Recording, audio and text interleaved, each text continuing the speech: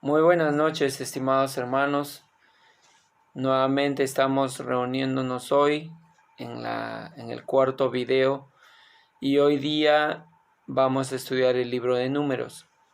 Bueno, este libro de Números tiene cosas muy interesantes y aún el nombre es un poco peculiar, ¿verdad?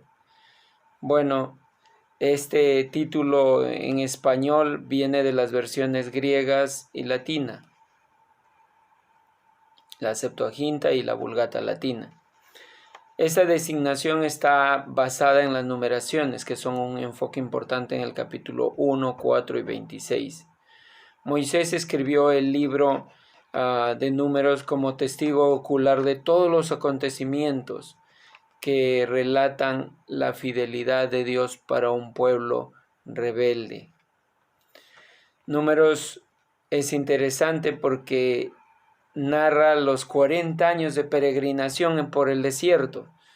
Registra el censo de dos generaciones, la primera que está en el desierto y la segunda que es la que está por entrar a la tierra prometida, Canaán.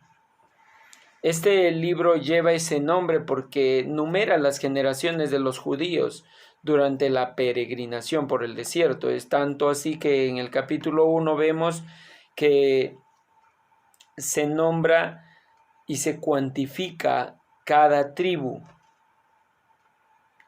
Para el pueblo judío tenía mucha importancia cada una de estas tribus, eran las promesas que Dios había dado para cada tribu. Ahora, ¿qué más vemos de particularidades en cuanto al libro? Recuerdan que en Levítico yo les había dicho que todavía no estaba establecido el sacerdocio, ¿verdad? Y es en el libro Levítico que se desarrolla todo esto y se da un mejor orden. Pues si Dios le habló desde el tabernáculo, como dice en el capítulo 1 de Levítico, ya en el libro de Números dice en el verso 1 del capítulo 1, habló Jehová a Moisés en el desierto de Sinaí en el tabernáculo. Ya Dios ya hay un mejor orden aquí, y aquí le está hablando a Moisés no desde, o sea, quizás él está afuera ya, ahora él está ya dentro de ese tabernáculo, ya está establecido, ya está totalmente organizado. Ahora, es interesante también que la palabra desierto se emplea unas 48 veces en este libro. Es por esa razón que también este libro se conoce como el libro de las peregrinaciones, porque ellos peregrinan por el desierto, van por diferentes lugares y esos lugares se enmarcan dentro de todo este libro, dentro de los 36 capítulos que tiene este libro. Del capítulo 1 al 10 se desarrolla en el monte Sinaí. Del capítulo 13 al 19, el desierto de Parán. Y del capítulo 22 al 36, las llanuras de Moab. Ahora, dentro de esta primera parte, debemos también aclarar que Números comienza después de haber estado ya el pueblo de Israel un año en el monte Sinaí, esperando las instrucciones claras de Dios para continuar ese viaje hacia la tierra prometida. Ahora, a medida que se desarrolla los acontecimientos, se observan los cambios de actitud en el pueblo, desde la ansiedad, pasando por la queja y terminando finalmente en la rebelión total y continua, como veremos. Ahora, ¿qué más podemos ver de este libro? Que en este primer capítulo, como yo les había dicho, ya se censa, de ahí hace ese nombramiento de los levitas y se establecen campamentos y jefes de tribus en el capítulo 2. Ahora, ¿qué más vemos aquí? Que hay tareas que se les da a los levitas, y no solo eso, sino también el voto de los nazarenos, algo muy importante que nosotros sabemos que ellos tenían ciertas restricciones en cuanto a sus alimentos, a qué no beber, etc. Ahora, lo más triste es que durante los viajes, en el capítulo 10 y 12, es que Dios aquí muestra su misericordia para con ellos, porque se ve que en medio del desierto el pueblo se queja y murmura contra Dios, porque ellos estaban siempre recordando el Egipto que dejaron y cómo ellos se lamentan de haber estado en un lugar comiendo de todo, y ahora en este desierto ellos empiezan a quejarse, y es ahí cuando Dios, en su gracia, sabemos que Dios no los iba a dejar de hambre, pero ellos estaban continuamente quejándose y quejándose porque Dios les estaba probando. Ellos no sabían los propósitos claros que Dios tenía para con su pueblo. Y entonces aquí vemos que Dios, al ver que el pueblo se quejó, como veremos en el capítulo 11, es cuando el Señor dice acá que el pueblo se queja que ya estaba tan cansado de recibir maná. Y es ahí cuando le envía codornices. Y literalmente Dios dice que ahora les harán hasta por las narices. ¿Por qué? Porque Él estaba también desatando juicio sobre este pueblo rebelde. Ahora, ¿qué más encontramos en este libro? Pues así como murmuró el pueblo, también vemos en el capítulo 12 cómo murmura Aarón y María, hermanos de Moisés, contra él. Eso debió haber sido muy doloroso para él, ¿no? Porque podemos esperar que murmuren otras personas de nosotros, pero nuestra propia familia, eso sí que duele. Sin embargo, vemos el carácter de Moisés, el temple, y que aún él intercede por ellos, porque Dios había desatado su juicio sobre ese pecado. Y sin embargo, vemos que Dios restauró el cuerpo de María y de Aarón. ¿Qué más vemos aquí? Algo muy interesante. En el capítulo 13 al 19 vemos que se lleva a cabo ya en el desierto de Parán, y es cuando Dios manda a Moisés que envíe espías a la tierra prometida. Ustedes recuerdan que el Señor les había dicho que era una tierra donde fluye leche y miel. Pues tal vez en su mente obtusa, ellos pensaron que tal vez iba a ser fácil, ¿verdad? Y entrar y tener la tierra y poseerla y poder sembrar, cultivar, o quizás ya estaba todo lleno de árboles solamente para cosechar. Tal vez eso pensaron, pero el Señor nunca quiere darnos las cosas fáciles, como nosotros también debemos estar acostumbrados a no tener las cosas fáciles, sino a esforzarnos, ¿verdad? Y es en este desierto donde Dios envía a esas dos espías, pero lastimosamente después de estos, de haberlos enviado, 10 espías no creen la promesa de Dios, solamente Josué y Caleb. Y es interesante este dato que yo quiero que ustedes tomen en cuenta. De Egipto hasta Canaán, según los estudios geográficos, dicen que hay una distancia de 400 kilómetros y que de hecho en esa época no hay la movilidad que tenemos aquí, ya sea a caballo, camello o caminando. Dicen que se hubiesen demorado 2 semanas para llegar desde Egipto hasta Canaán. Y seguro con algún transporte, con un camello tal vez. Otros dicen que esos 400 kilómetros caminando se demoraría un mes. Pero, oh sorpresa, vemos en la Biblia que ¿cuánto tiempo se demoraron? 40 años, ¿verdad? ¿Y qué es lo que nos hace notar este libro? Que Dios castiga a este pueblo por su incredulidad, porque Dios quería darles una promesa, pero ellos no creyeron eso.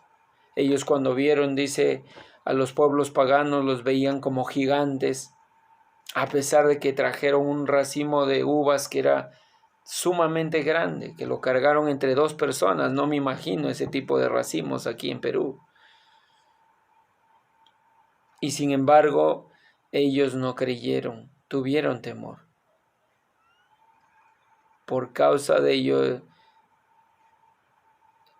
Dios hizo que el pueblo vagara y literalmente caminara como en círculos por el desierto. Ahora, de hecho que no ha sido fácil, no es fácil caminar en un desierto donde tú no ves, solamente ves arena, ¿verdad? Por esa razón para ellos es más difícil de ubicarse, más aún cuando ni siquiera tenían la manera de cómo orientarse con claridad todos. ¿Qué vemos aquí también? Que es interesante notar, es que el Señor está hablando aquí también en el capítulo 16, esa rebelión tan terrible de los hijos de Coré, cómo estos se rebelan contra Moisés y quieren levantar un nuevo líder. Pero ¿qué hace Dios? Simplemente castiga a este grupo de rebeldes que estaba estimulando a todo el pueblo a que se rebele. ¿Y qué dice en el verso 31 del capítulo 16? Dice: y aconteció que cuando cesó de hablar todas estas palabras, se abrió la tierra que estaba debajo de ellos, abrió la tierra su boca y los tragó a ellos, a sus casas, a todos los hombres de Coré y a todos sus bienes. Dios no iba a permitir rebeldes dentro de su pueblo, y Dios nunca permite o nunca hace que un rebelde prospere, tarde o temprano cae. Y es aquí vemos cómo la tierra, dice, se abre y los traga vivos, como parte del juicio de Dios sobre este grupo de rebeldes. ¿Qué más vemos en este libro? De una manera muy interesante también es como Dios les ayuda a sostenerse a los sacerdotes, como Dios le da a ellos, si bien es cierto, una gran responsabilidad, pero a la par de darles una gran responsabilidad, también le da muchas bendiciones. Y es interesante que en el capítulo 18, el verso 31 dice: y les dirás, cuando ofrecieres lo mejor de ellos, será contado a los levitas como producto de la era y como producto del lagar, y lo comeréis en cualquier lugar, y vosotros y vuestras familias, pues es vuestra remuneración por vuestro ministerio en el tabernáculo de reunión. pues es vuestra remuneración por vuestro ministerio. Vemos cómo Dios estaba sustentando al pueblo, a este grupo de sacerdotes levitas. Ellos no tenían tierras, a diferencia de las demás tribus, todos tenían tierras, pero los levitas no. Sin embargo, ellos tenían que ser sustentados por estas tribus. ¿Qué más podemos ver en este libro? Que las tribus se distribuyen de una manera extraordinaria. Vemos cómo el tabernáculo está en el centro y vemos que alrededor del tabernáculo estaban los levitas, estaban los meraritas, estaba Moisés, Aarón y sus hijos, estaban los coatitas y los gersonitas alrededor. Y después venían las 12 tribus de Israel, con la tribu de Judá a la cabeza. Es interesante, ¿verdad?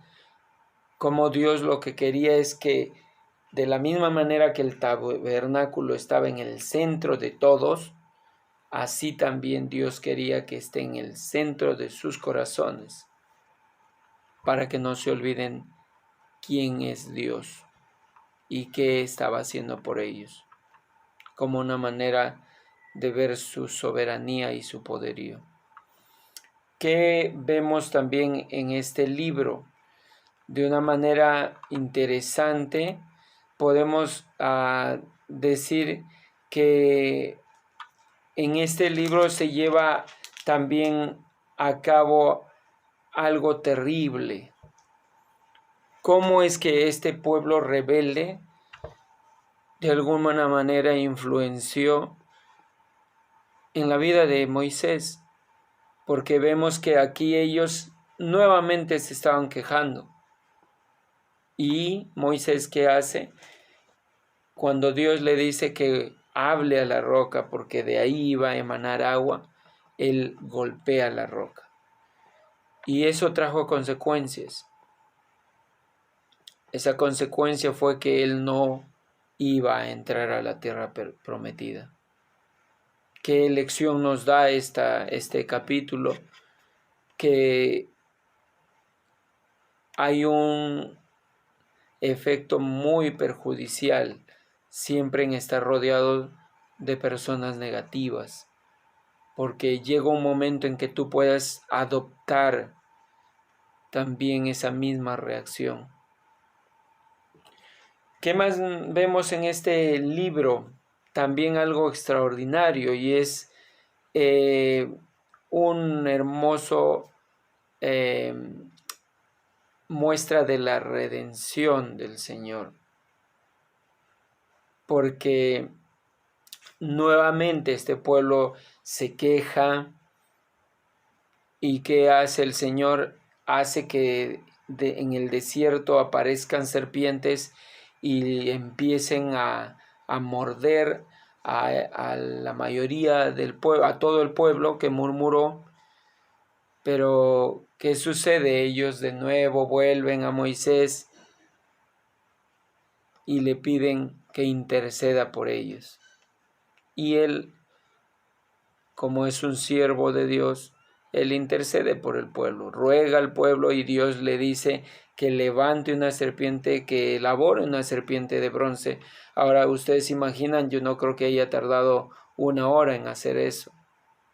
Ni no me imagino el rostro de ansiedad, de desesperación, de poder tener esa posibilidad de salvarse, ¿verdad? Y Dios le dijo que todo aquel que mirase a esa serpiente será librado de la muerte. Qué extraordinaria muestra de misericordia para con un pueblo rebelde, ¿verdad? Y esta historia, de ahí cuando vemos en el Nuevo Testamento cómo el Señor Jesús lo cita, ¿verdad?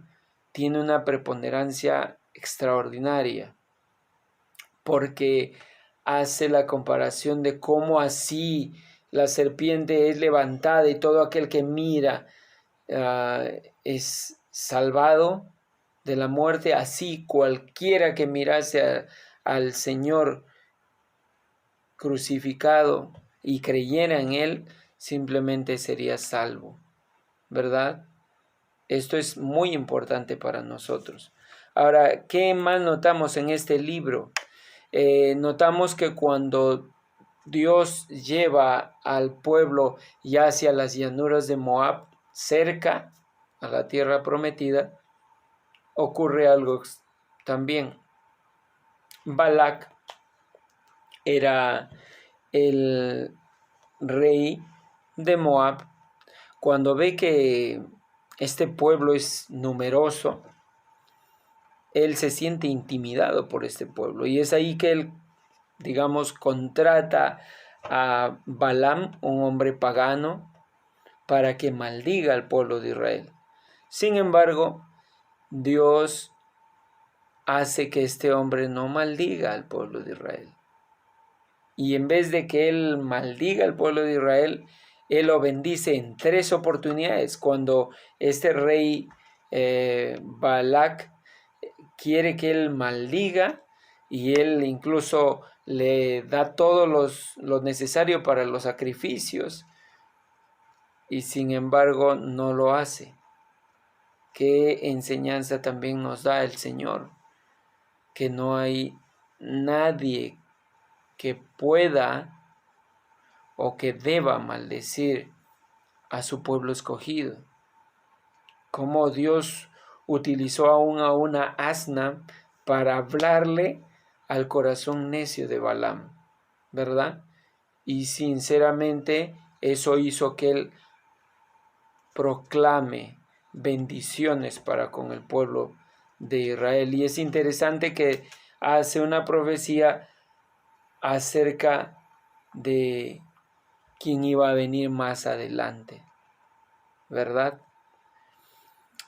Ya casi por terminar el libro, vemos que nuevamente el pueblo es censado.